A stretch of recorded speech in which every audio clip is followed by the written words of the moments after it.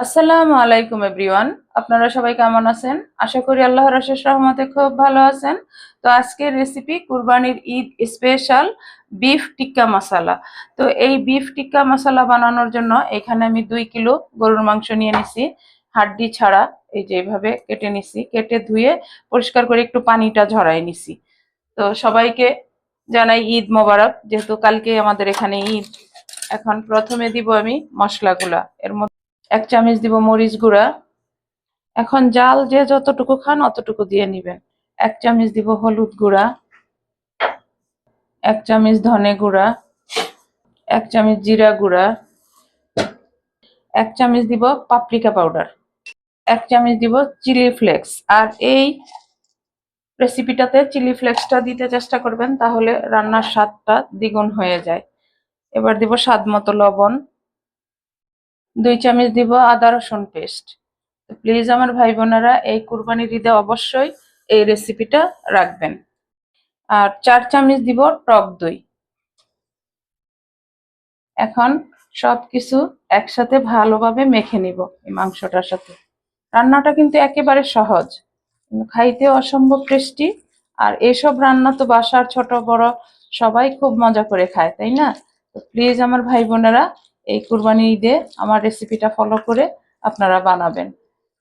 আর আমার প্রিয় নতুন রাঁধুনি, নতুন প্রজন্মের যারা আছেন, তারা কিন্তু অনেক সময় কুরবানি দেওয়ার পরে গরুর মাংসটা প্রথমে আসলেই রান্নাটা করতে দৌড়ে চলে যান। তারা এই রেসিপিটা করে দেখতে পারেন, আশা করি অনেক ভালো লাগবে, নিরাশ হবেন না। আর জানি না আপনারা কে কোথায় থেকে দেখেন, আপনাদের কার কার কুরবানির গরু কিনা হলো অবশ্যই কমেন্টসে জানাবেন। আমাদেরটা তো ইনশাল্লাহ আলহামদুলিল্লাহ হয়ে গেছে কিনা। এই যে এখন এটা সাইডে রেখে আমি রান্নাটা শুরু করব। এটা চাইলে আপনারা রেস্টে রাখতে পারেন আধা ঘন্টার মতো, কিন্তু আমি তো রান্নাটা এখনই করে নিব, আমি আর রেস্টে রাখবো না। এই যে এখন আমি এখানে একটা পাতিল বসাই দিছি, চুলাটাও জ্বালাই দিছি। আর এই বিফ টিক্কা মশলা রান্না করার জন্য তেল কিন্তু একেবারে কম লাগে। বিসমিল্লাহির রহমানির রহিম। এই যে সামান্য একটু তেল লাগবে, 2 চামচের মতো। এখন বলেন তো কেন তেলটা কম লাগবে? এই তেলটার মধ্যে আমি চর্বি দিয়ে দিব, দিয়ে চর্বিটা একটু এই তেলটার মধ্যে প্রথমে ভাজবো। আপনারা এই টিপসটা ফলো করে বিফ টিক্কা মশলাটা রান্না করে দেখবেন, এটার স্বাদ দ্বিগুণ হয়ে যাবে আর এটা সেন্টটা অন্যরকম আসবে। আমরা তো চর্বি অনেক সময় রান্নাও করি, আবার ফেলেও দিই। যদি এইভাবে রান্নাটা করেন তাহলে এটার স্বাদ দ্বিগুণ হবেই, এটা আমার গ্যারান্টি। এই যে দেখেন তেলগুলা ছাড়তে শুরু করছে। এই পর্যায়ে দিয়ে দিব আমি 2টা পেঁয়াজ কুচি। এবার পেঁয়াজটা এই চর্বির সাথে ভালোভাবে ভেজে নিব। এই যে দেখেন মাশাআল্লাহ চর্বি থেকে তেলটা উঠে আসছে আর পেঁয়াজটাও ব্রাউন হয়ে গেছে। এই পর্যায়ে আমি মাংসগুলা দিয়ে দিব।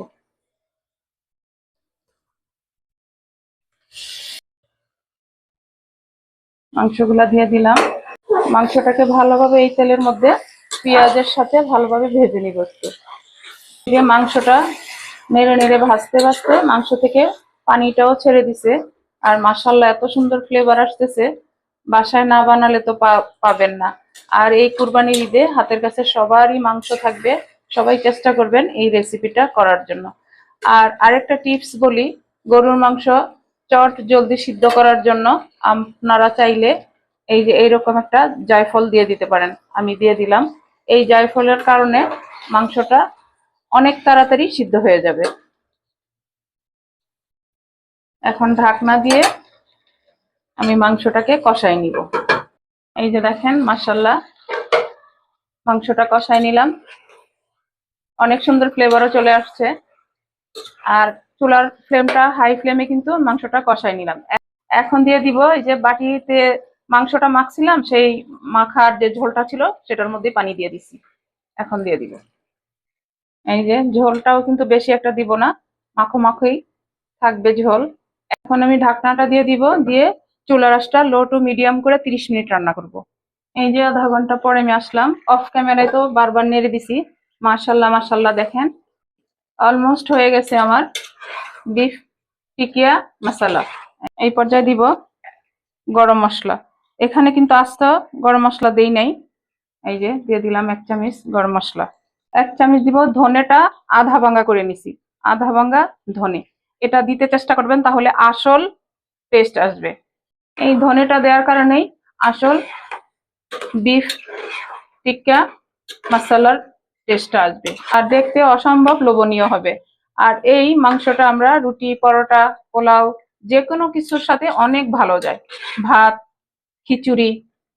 এখন এই পর্যায়ে আমি আমার এই বিফ টিক্কা মশলার মধ্যে একটু স্মোকি ফ্লেভার দেওয়ার জন্য একটা ফয়েল পেপার দিয়ে এরকম বাটি বানিয়ে নিলাম। আপনারা চাইলে যে কোনো স্টিলের বাটিতেও দিতে পারেন, তো আমি ফয়েল পেপার দিয়েই করে নিলাম। এই যে, আর ওইদিকে আমি কয়লাটা অলরেডি জ্বালানোর জন্য চুলায় দিয়ে দিছি, এটা এখানে থাকুক। এখন এই পর্যায়ে এই যে এখানে বিফ থেকেই আমি একটু তেল উঠিয়ে নিব, স্মোকি ফ্লেভারটাও আসবে একেবারে বিফের সেন্ট, আর অন্য কিছু যেন না হয়। আমরা চাইলে কিন্তু এটার মধ্যে ঘি দিয়েও দিতে পারি, কিন্তু না, আমি দিব বিফের থেকে যে তেলটা উঠছে সেটা।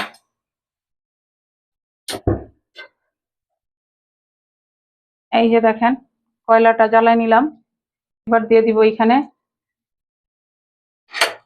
এরপর দিয়ে দিব এই যে বিফ থেকে যে তেলটা নিছি সেটা।